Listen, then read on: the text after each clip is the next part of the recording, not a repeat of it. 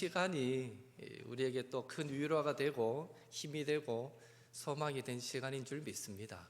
그런 의미에서 믿음의 가족된 우리들 이렇게 만나 예배하고 교제하는 것이 늘 우리에게는 새 힘을 얻는 축복의 시간이라는 것을 꼭 기억하시고 늘 하나님 앞에 예배하는 일 열심 내시기를, 전심전력하게 되시기를 한 번 더 예수님의 이름으로 축복합니다.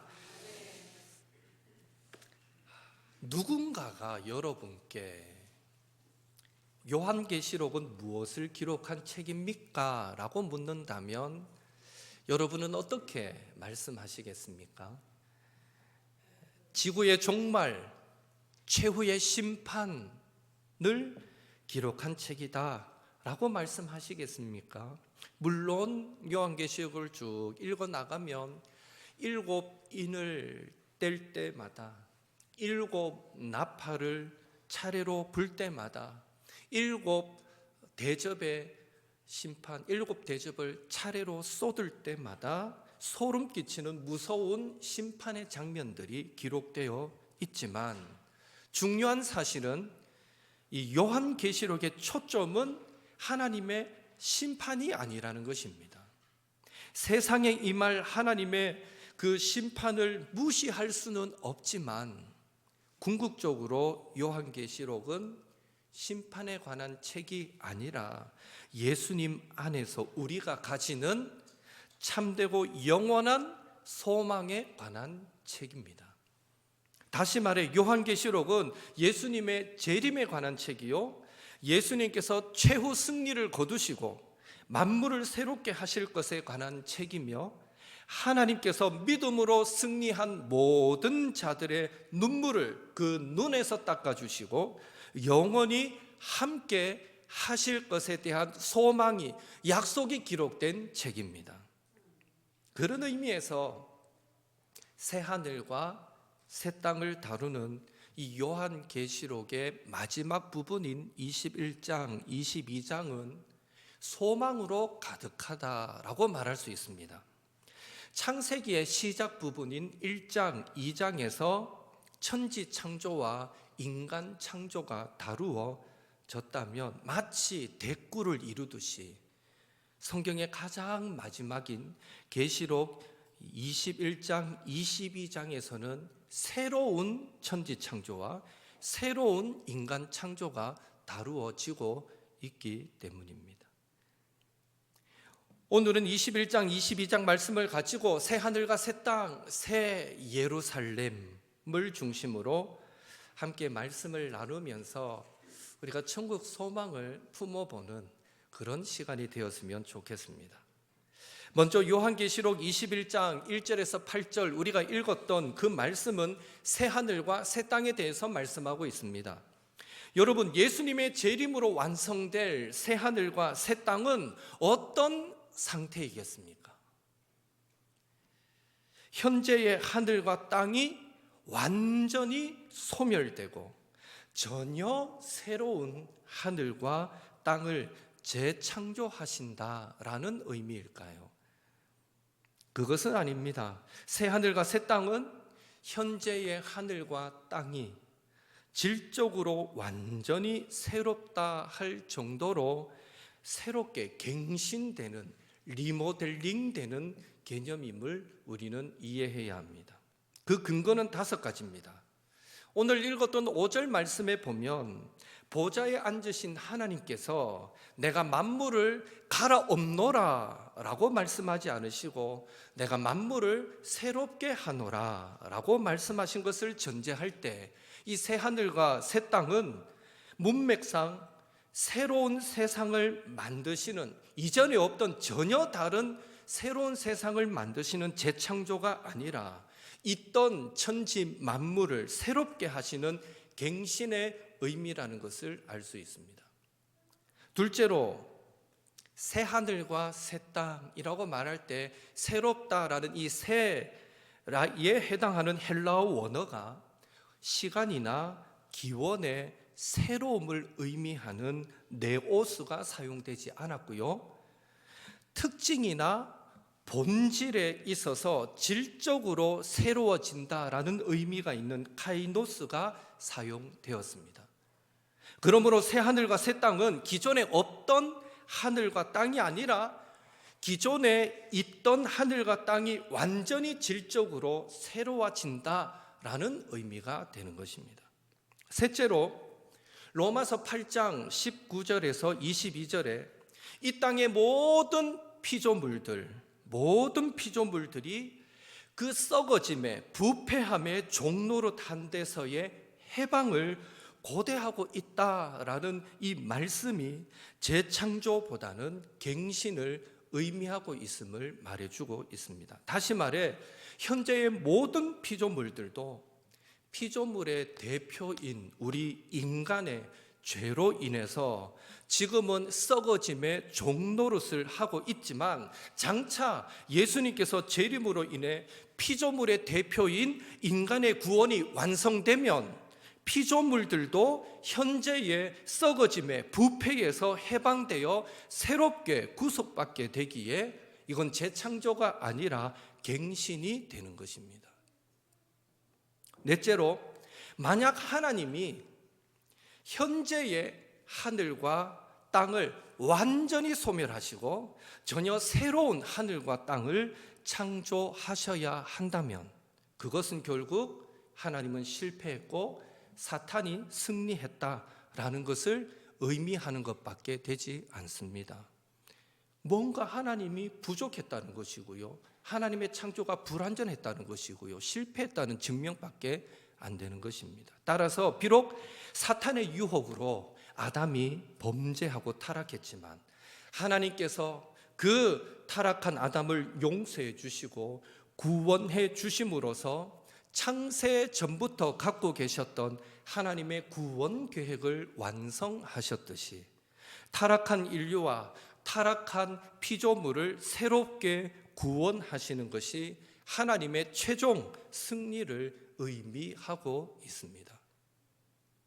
마지막으로 다섯 번째, 새하늘과 새 땅의 상태는요, 우리 성도들의 부활의 몸과도 비교해서 설명할 수 있습니다.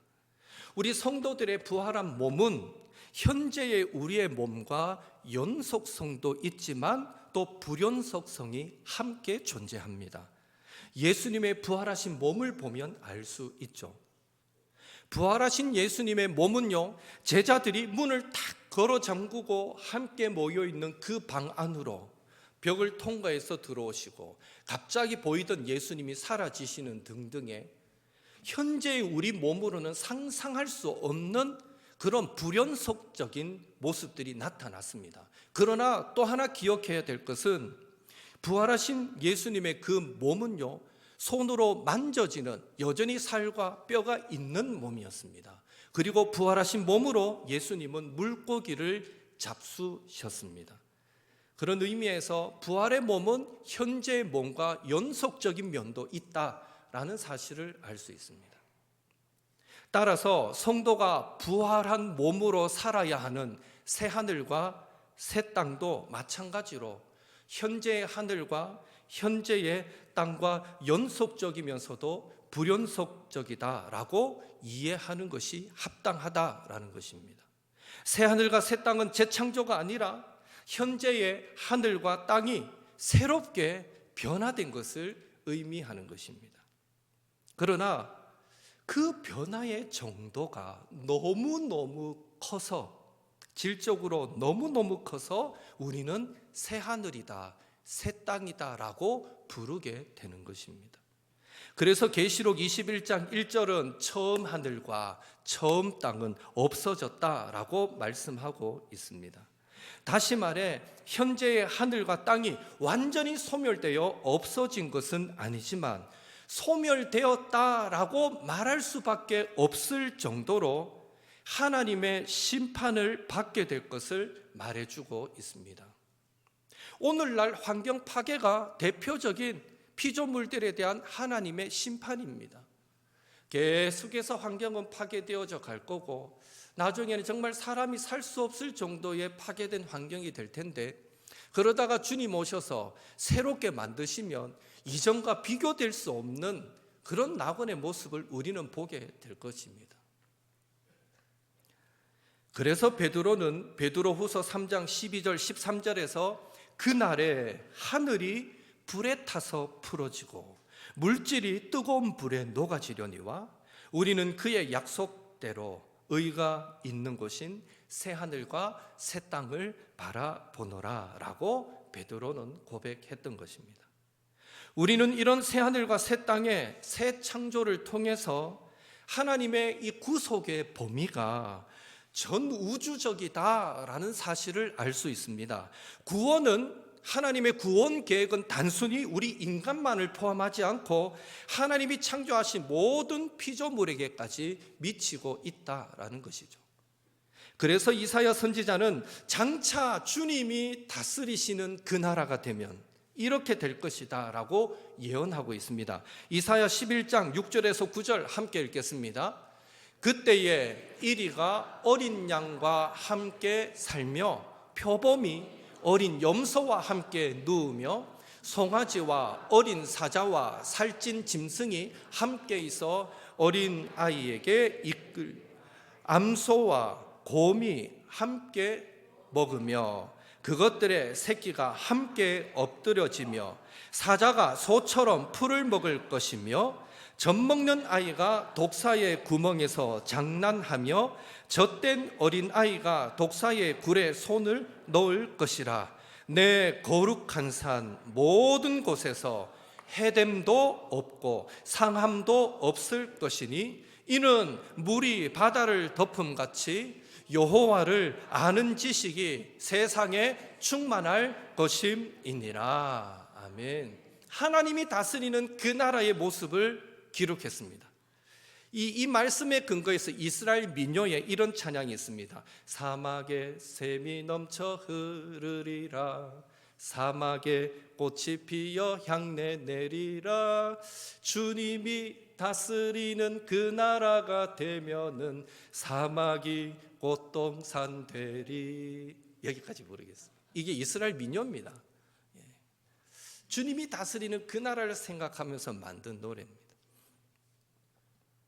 이사야 선지자는 이런 천국을 해됨도 없고 상함도 없는 세상이라고 말하면서 그런 세상은 마치 물이 바다를 덮음같이 하나님을 여호와를 아는 지식으로 충만하게 될 것이다 라고 말씀했는데요, 바라기는 우리의 가정이, 교회가, 일터가, 우리가 사는 이 지역이, 이 나라가 하나님을 아는 지식으로 충만하게 되어서 해됨도 없고 상함도 없는 것으로 만들어주시는 하나님의 통치가 날마다 저와 여러분 가운데 이루어지게 되기를 예수님의 이름으로 축원합니다.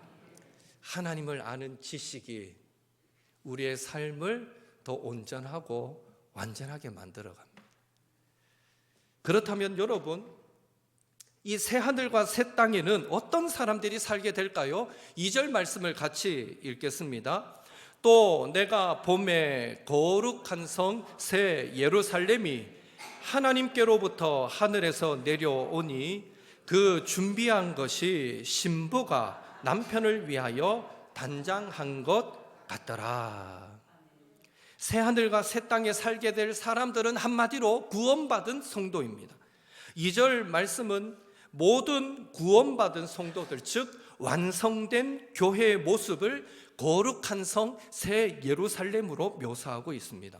또한 2절에 보면 거룩한 성 새 예루살렘이 신부가 남편을 위해 단장한 것으로 묘사되고 있는데요, 이런 새 예루살렘을 조금 확대 설명하고 있는 부분이 읽지 않았지만 계시록 21장 9절 이하의 말씀인데요, 특별히 9절에 보면 새 예루살렘을 신부, 즉 예수님의 신부, 어린 양의 아내라고 분명하게 밝혀주고 있습니다.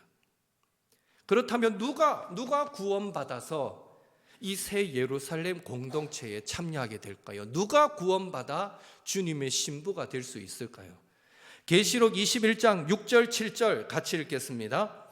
또 내게 말씀하시되 이루었도다. 나는 알파와 오메가요 처음과 마지막이라. 내가 생명수 샘물을 목마른 자에게 값없이 주리니 이기는 자는 이것들을 상속으로 받으리라. 나는 그의 하나님이 되고 그는 내 아들이 되리라. 아멘. 바로 이기는 자, 이기는 자.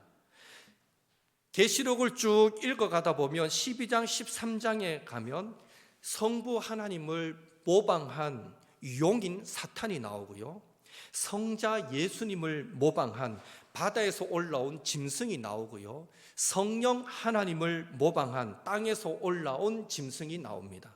그리고 거짓 선지자들이 나오고 세상의 위협과 유혹이 소개됩니다.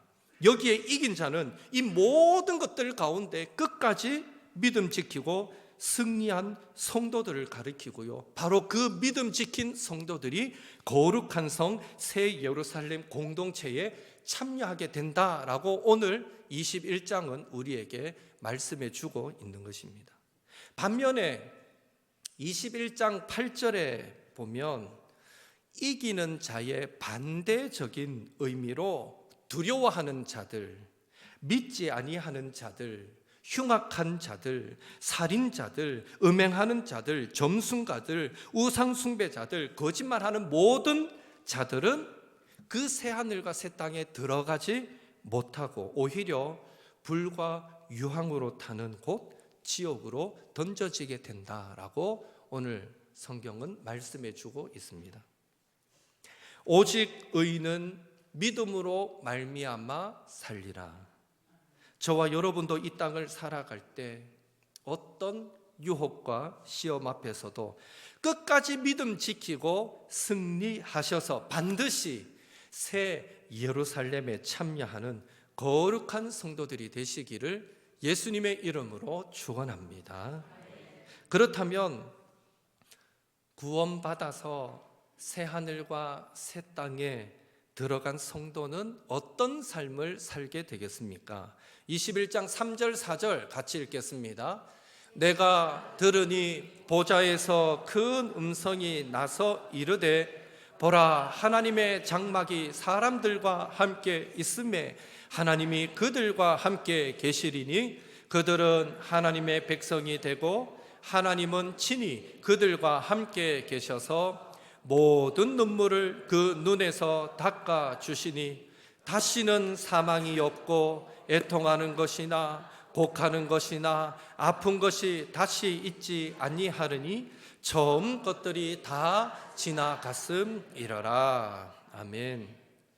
새 하늘과 새 땅에 들어간 성도는 하나님의 백성으로서 하나님과 동행하는 삶을 살고요, 그곳에서는 이 땅에서처럼 고생하지 않습니다. 오히려 고생한 것에 대한 위로를 받게 되고 다시는 사망이나 애통하는 것이나 곡하는 것이나 아픈 것이 없는, 즉 가장 이상적이고 가장 행복한 삶을 살게 되는 곳, 바로 그곳이 새 하늘과 새 땅입니다.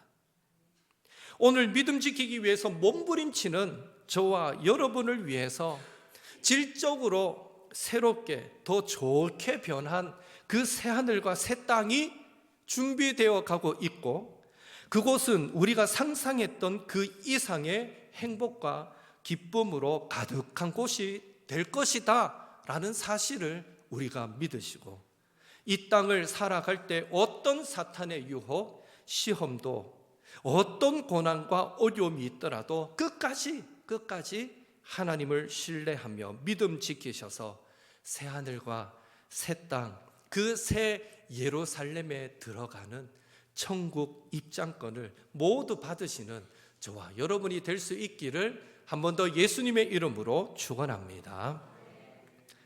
그렇다면 이제 새 예루살렘에 완성된 교회의 모습은 어떻겠습니까? 첫째로 새 예루살렘은 에덴 동산이 완성되고 회복된 모습입니다. 계시록 22장 1절 2절 같이 읽겠습니다. 또 그가 수정같이 맑은 생명수의 강을 내게 보이니 하나님과 및 어린 양의 보좌로부터 나와서 길 가운데로 흐르더라. 강 좌우에 생명나무가 있어 12가지 열매를 맺되 달마다 그 열매를 맺고 그 나무 잎사귀들은 만국을 치료하기 위하여 있더라. 아멘. 생명수 강, 생명나무, 이런 이미지는 새 예루살렘이 창세기 2장에 나오는 에덴 동산과 같은 낙원이 될 것이다 라는 것을 말해 줍니다. 이는 결국 새 예루살렘은 에덴 동산이 회복되고 완성된 모습이다 라는 것을 의미합니다. 특별히 회복되고 완성된 에덴 동산이라고 할 수 있는 이 새 예루살렘, 크게 두 가지 특징이 있습니다. 첫째는 22장 1절에 의하면 이 새 예루살렘에는 하나님과 어린 양의 보좌로부터 나오는 수정같이 맑은 생명수 강물이 흐르고 있다는 것입니다. 생명수 강물이 흐릅니다. 창세기 2장에 보더라도 에덴 동산의 특징도요, 풍부한 물이었습니다. 에덴 동산으로부터 흘러나오는 물은 4개의 강으로 나뉘어 흘렀고요, 그 강들은 에덴 동산의 모든 나무들이 보기에 아름답고 먹기에 좋은 열매를 맺는 풍성한 원천이 되었던 것입니다. 그런데 계시록 22장 1절에서 새 예루살렘에도 하나님과 어린 양의 그 보좌로부터 수정같이 맑은 생명수 강이 흐르고 있으니 이 새 예루살렘이 바로 에덴 동산의 회복과 완성을 말해주고 있는 것입니다. 또한 에스겔 선지자가 예루살렘 성전이 파괴되고 약 14년이 지난 뒤에 성전 환상을 보게 되는데요, 그때 그 환상 속에서 생명수 강에 대한 이야기를 듣습니다. 에스겔서 47장에 보면요, 에스겔은 환상 중에 성전에서 물이 흘러나오는 것을 보게 되는데요, 그 성전 문에서 흘러나오는 물이 어떻게 되었습니까? 여러분 아시는 대로 점점 물이 불어나서 강을 이루게 되고요, 그 강은 생명수 강으로 사해까지 흘러내려가는 것으로 묘사됩니다. 그리고 그 생명수 강이 흘러 들어가는 곳에 모든 생명체들이 살아났고요, 그 강 좌우에는 과실나무가 자라서 풍성하게 열매 맺는 이런 환상을 에스겔이 보았습니다. 에스겔이 보았던 환상에서 모든 만물을 살리는 그 생명수 강은 바로 예수님께서 성령을 상징한다라고 설명해 주셨습니다. 요한복음 7장 37절 38절에 보면 예수님은 초막절 절기 끝에 이렇게 말씀하셨습니다. 우리 함께 읽어보겠습니다. 명절 끝날 곧 큰 날에 예수께서 서서 외쳐 이르시되 누구든지 목마르거든 내게로 와서 마시라. 나를 믿는 자는 성경의 이름과 같이 그 배에서 생수의 강물이 흘러나오리라 하시니, 성경에 기록된 것 같이 생수의 강이 흘러나오리라. 에스겔의 성전 환상을 두고 예수님이 풀이해 주셨던 것입니다. 따라서 오늘 본문의 거룩한 성 새 예루살렘에 흐르고 있는 이 생명수 강이 하나님과 어린 양의 보좌로부터 흘러나온다라는 것은요, 우리가 단순히 강물이 흐른다라는 의미로 이해해서는 안 되고, 그것은 성부와 성자로부터 흘러나오는 성령님에 대한 상징입니다.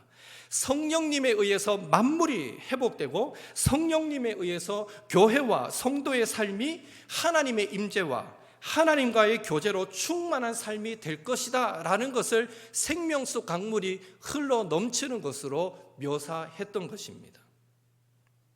둘째로 계시록 22장 2절에 의하면 새 예루살렘에는 생명수 강 좌우편에 생명나무가 무성하게 있었습니다. 그리고 그 생명나무는 12가지 열매를 달마다 맺었고요, 그리고 그 생명나무의 잎사귀들은 만국을 치료하기 위하여 있다라고 기록하고 있습니다. 이 생명나무의 배경은 창세기 3장에 나오는 에덴 동산에 있던 생명나무입니다. 이 생명나무 열매는 곧 영생을 상징합니다. 그래서 타락한 아담과 하와가 생명나무 열매를 먹고 영생하지 못하도록 하나님은 그들을 에덴 동산에서 추방하셨던 것입니다. 그리고 요한계시록의 생명나무의 더 직접적인 배경은 역시 에스겔이 환상 중에 보았던 이 생명수 강으로 인해 풍성하게 자라난 나무입니다. 에스겔 47장 12절 우리가 한 번 더 같이 읽습니다. 강 좌우가에는 각종 먹을 과실나무가 자라서 그 잎이 시들지 아니하며 열매가 끊이지 아니하고 달마다 새 열매를 맺으리니 그 물이 성소를 통하여 나옴이라. 그 열매는 먹을 만하고 그 잎사귀는 약재료가 되리라. 잎이 시들지 않고 약재료가 되며 열매가 끊이지 않는다라는 이런 표현들을 참고할 때에 에스겔서에 나오는 그 강 좌우편에 있는 과실나무, 이 나무 역시 생명나무요 영생을 상징한다라는 것을 알 수 있습니다.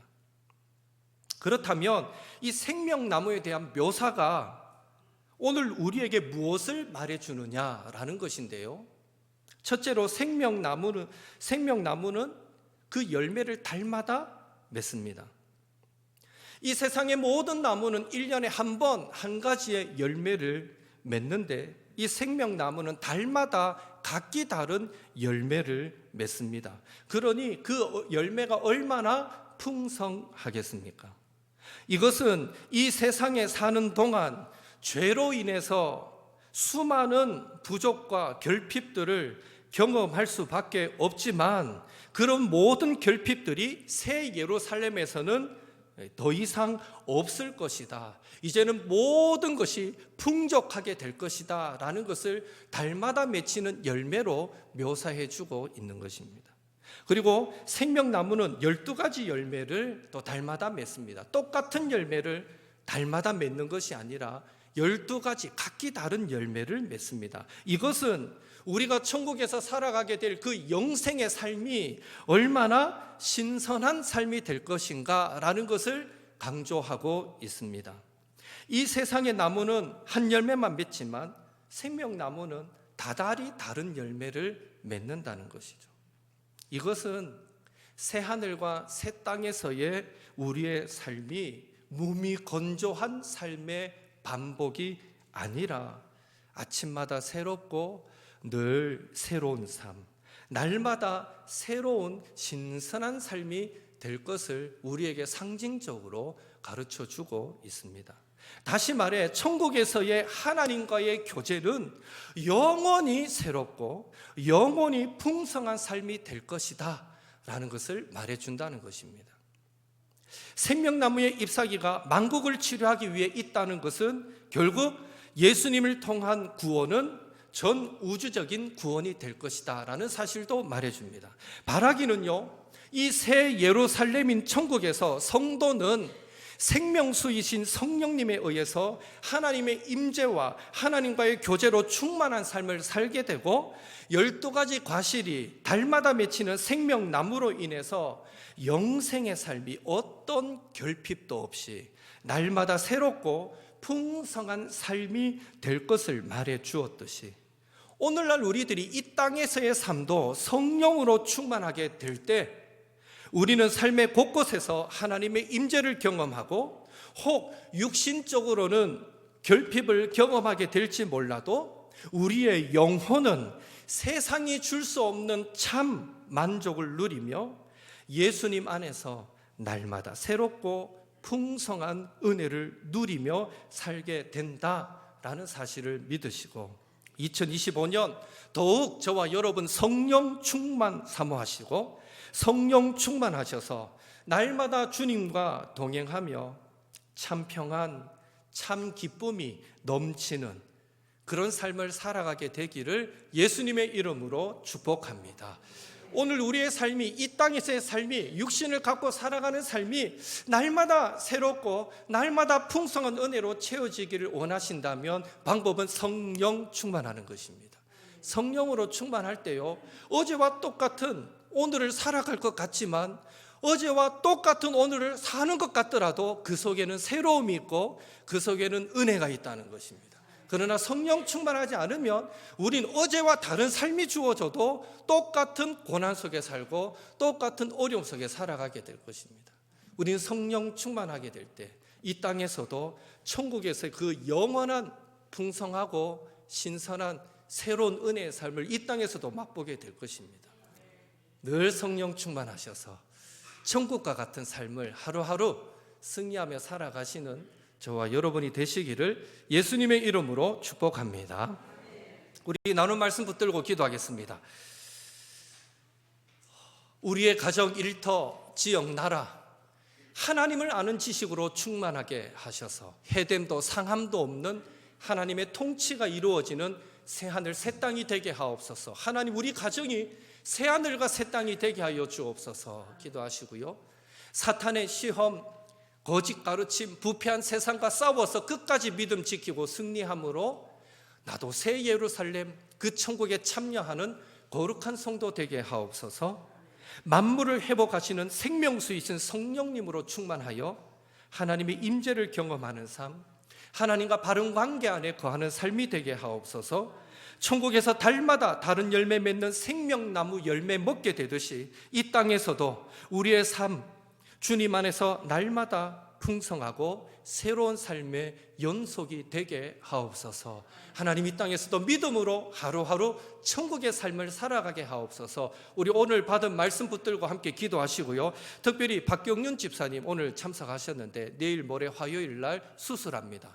담낭 제거 수술이 있는데 수술도 은혜 가운데 잘 되도록 위해서 한번 기도했으면 좋겠습니다. 함께 우리 합심해서 통성으로 기도하겠습니다.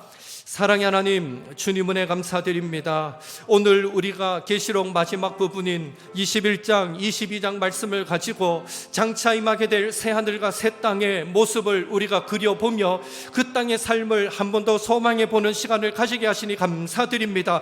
주여, 간절히 소망합니다. 새하늘과 새 땅은 하나님을 아는 지식으로 충만한 곳이라 하였는데, 하나님, 오늘 우리가 이 땅을 살아갈 때에도 우리가 성령 충만하여서 하나님을 아는 지식으로 우리 안에 가득해지게 될 때에 하나님, 우리의 가정은 새하늘과 새 땅이 되고, 하나님, 우리의 교회와 우리의 일터와 이 지역과 나라는 새하늘과 새 땅이 되는 줄로 믿습니다. 주여, 간절히 소망하옵나니 우리가 성령 충만함으로 말미암아 우리가 살아가는 삶의 모든 현장에서 새하늘과 새 땅을 경험하게 하시고, 우리가 살아가는 삶의 모든 현장에서 하나님의 완전한 통치를 경험하게 하시고, 우리가 살아가는 삶의 모든 현장에서 하나님의 임재를 경험하며 살아가는 저희들 모두가 되게 주여 인도하여 주시옵소서. 누가 그런 하나님의 다스림을 받고 누가 그런 새하늘과 새 땅의 주인공이 될 수 있습니까? 그것은 끝까지 이 세상에서 믿음 지키고 승리한 성도라고 분명히 주님은 가르쳐 주셨습니다. 주여, 우리도 믿음 지키고 승리하는 성도 되기를 원합니다.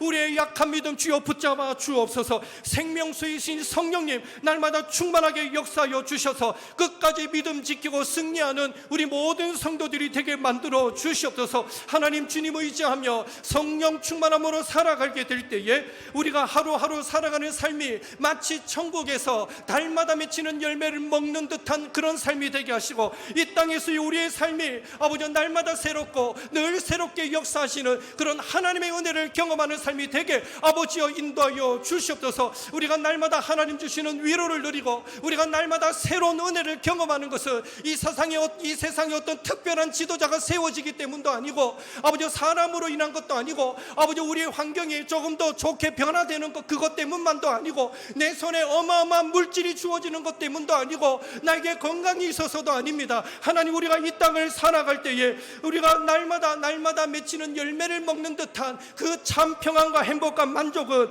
날마다 하나님 안에서의 신선한 은혜의 축복은 결국 성령 안에서 주님 안에서 누리게 되는 복임을 믿습니다. 주의 사랑하는 주의 모든 백성들이 늘 말씀과 기도 가운데 성령 충만하게 만들어 주시고 하나님 성령 충만하여서 이 땅에서의 하루하루의 삶이 하나님과 동행하는 삶, 믿음으로 승리하는 삶이 될 수 있도록 주여 도우시고 역사하여 주시옵소서. 특별히 박경윤 집사님 화요일 날 수술을 하게 됩니다. 담낭 수술 은혜 가운데 잘 이루어지게 주여 도와 주시옵소서. 지난 몇 개월 동안 아버지 염증 수치를 떨어뜨리라 얼마나 많이 수고했는지 모릅니다. 몸이 많이 기력도 약해져 있을 수 있는데 하나님 붙잡아 주시고 수술에 어떤 어려움이 없도록 주여 붙잡아 주시며 깨끗하게 회복되어지도록 주여 인도하여 주시옵소서. 우리 모든 옥토의 성도들 늘 영육이 강건한 성도들이 되도록 주여 붙잡아 주시옵소서.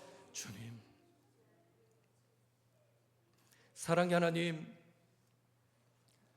우리가 장차 들어가게 될 새하늘과 새 땅, 그곳은 하나님을 아는 지식으로 충만한 곳입니다.